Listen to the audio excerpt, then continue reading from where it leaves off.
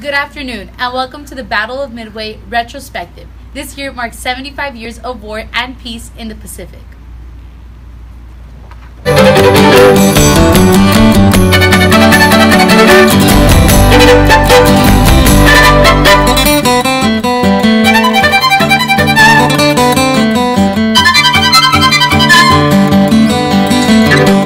We are excited to be with you today to talk about the events that changed the course of World War II. Historians refer to the Battle of Midway as a turning point in World War II.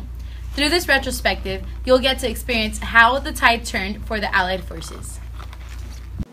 On the day of June 2nd, 1942, U.S. Navy carriers and personnel take their positions. The day after, U.S. began to see Japanese forces en route to Midway. After Japanese planes begin to bomb Midway, U.S. attacks all four of their aircraft carriers, Kaga, Akagi, Hiryu, and Soryu, with bombs causing them to sink. The aftermath was 3,057 Japanese deaths. For the next segment, a quick tale about some of the losses suffered at sea with a focus on the Yorktown. The USS Yorktown was a CV-5 aircraft carrier that fought in the Battle of Midway. The ship had a crew of 2,217, including sailors and pilots. This was able to carry over 90 airplanes and was armed with 4 quad machine gun mounts and 24 50 cal machine guns. Also armed with 8 single gun mounts. During the near end of the Battle of Midway, the ship on its last days was attacked by 2 different wings of Japanese bombers and a few Zero fighters. Most of the Japanese aircraft was shot down by the planes previously deployed by the Yorktown and the Yorktown itself. The bombers still managed to hit the ship, disabling its hangar elevator and starting a fire in the hangar. After the fire was extinguished, a second wing of bombers arrived. This time, the Yorktown's boiler room was hit, disabling it. Its crew was then ordered to abandon the ship and board its accompanying vessels.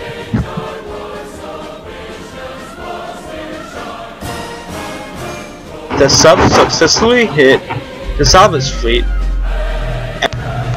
2 of the 3 torpedoes fired hit the Yorktown, while the other torpedo hit one of the U.S. destroyers.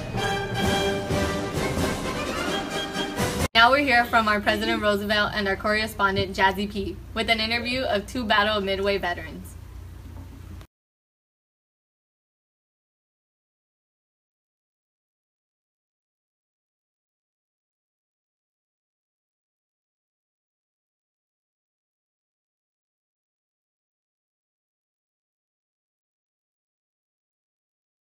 Our fellow Americans, today, those enemies know the beginning to the answer of that question. They learned in the Atlantic. They learned in the Coral Sea. They learned in Midway. They learned now in their attempts to recapture that was taken from them in the Solomon Islands. Where is the United States Navy? It's there, where it's always been. It's in there fighting. It's in there carrying the command to hit our enemies and to hit them again, whatever and whenever we can find them. Let us remember that no man goes unheard or forgotten this day. Many brave men and courageous men have fought to sacrifice and to defend our great country. They were sons, brothers, and fathers, and they were Americans. Here today, we are available to have footage of some interviews of our country's brave men from the Battle of Midway. This is their perspective and their story.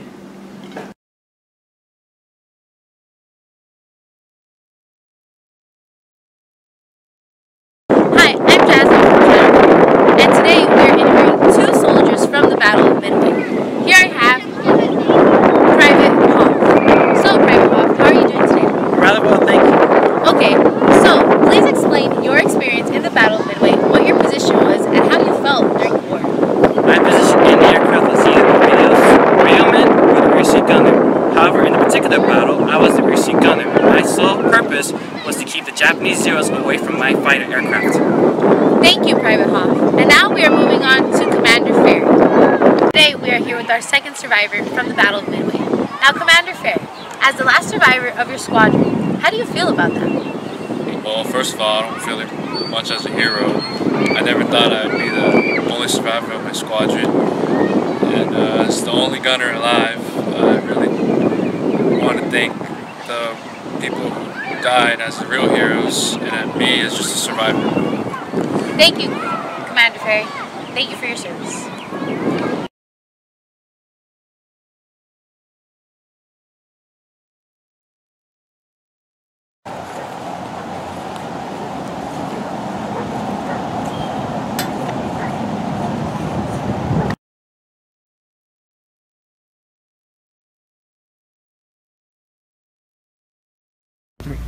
It is June 1942. We come to you from the Midway Atoll, where the US and Japan have entered the Battle of Midway. In this battle, fleet and light carriers have been used, as well as battleships, cruisers, destroyers, and submarines. The Japanese have lost 4 aircraft carriers and 3,000 personnel, but the US has lost USS Yorktown, USS Handman, and over 307 personnel. Among their 5 fleet and light carriers, Japan used Akagi and Yosho. Among their 11 battleships, they used Yamato, which is the lead ship of the Imperial Japanese Navy and also one of the heaviest. They also used submarine I-121. The U.S. used aircraft carriers Yorktown and Hornet. Yorktown, which is one of the 24 SX aircraft carriers, submarines Trout and Perger, and no battleships. The U.S. has come out victorious. What does this mean for the Pacific, for the future of the Pacific, and the future of weaponry? Is peace among us? And now for a musical interlude, our resident MCs will tell you how the whole thing went down.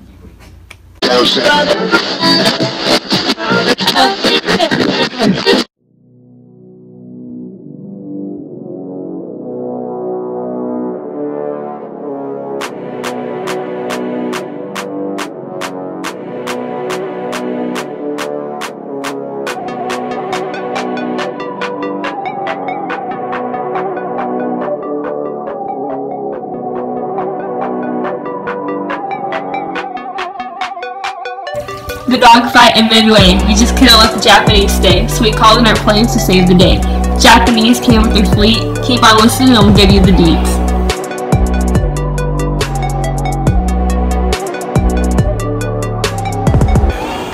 They came in with torpedoes, came in strong, but so did we though. We had wildcats buffaloes against the Japanese Zeros. Our planes attacked so we could be heroes.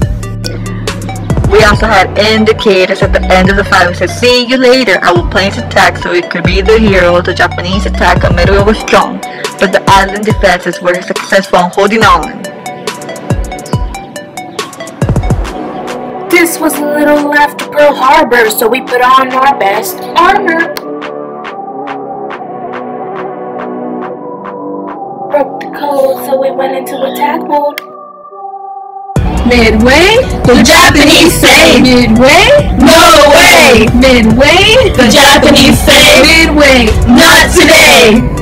But with Japan, that was never the plan. They didn't like how we were getting involved, but at the end, everything got solved.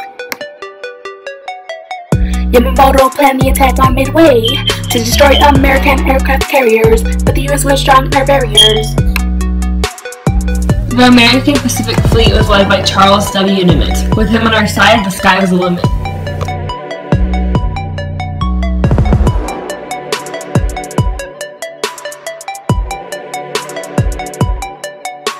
Midway, the Japanese say. Midway, no way. Midway, the Japanese say. Midway, not today.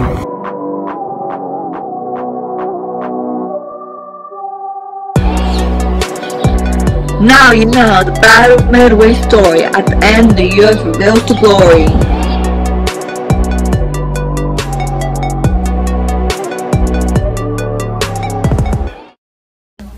Now we will go to our special anchors at Battle TV.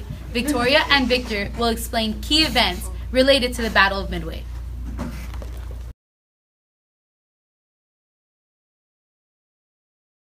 Good afternoon, everybody. You guys are watching Battle TV, and today we have a very special guest by the name of Victor Lopez.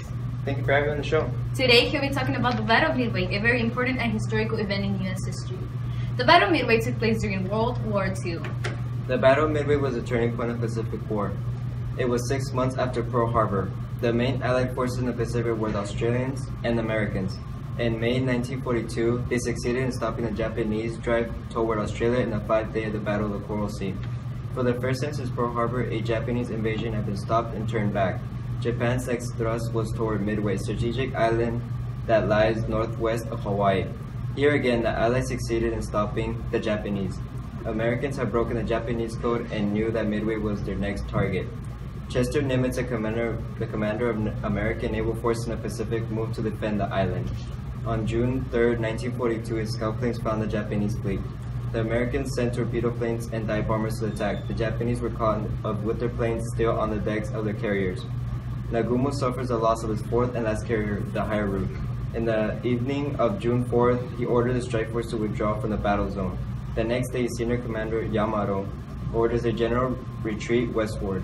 The results were devastating. By the end of the Battle of Midway, the Japanese had lost 4 aircraft carriers, a cruiser, and 250 planes. In the words of Japanese official at Midway, the Americans had avenged Pearl Harbor.